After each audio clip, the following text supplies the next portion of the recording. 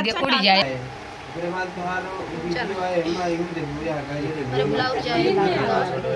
लाजो न लागे तो है डाल चढ़ावे में पुरान हो।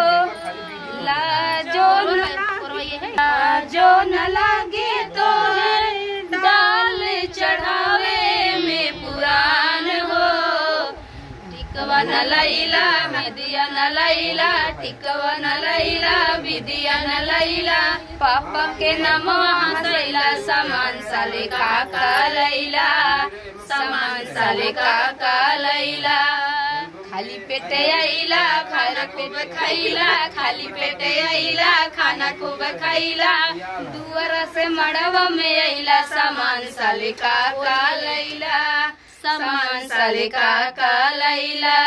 खाली पेट आइला खाना खूब खैला, खाली पेट आइला खाना खूब खैला। दुआर से मड़वा में आइला सामान साले काका लैला, सामान साले काका लैला।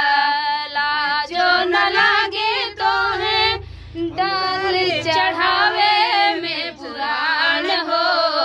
लाजो न लागे तो है डाल चढ़ावे में पुरान हो।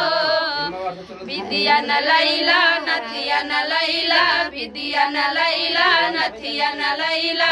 पापा के नाम हंसैला सामान साले काका लैला, चाचा के नाम हंसैला सामान साले काका लैला। खाली पेट आइला खाना खूब खैला, खाली पेट आइला खाना खूब खैला। दुआर से आंगना में आइला सामान साले काका लैला, सामान साले काका लैला। लाजो न लागे तो है तिलक चढ़ावे में थोर हो। लाजो न लागे तो है तिलक चढ़ावे में थोर हो।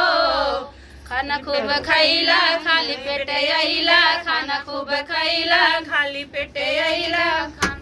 भैया के नाम हंसैला सामान साले काका लैला, सामान साले काका लैला।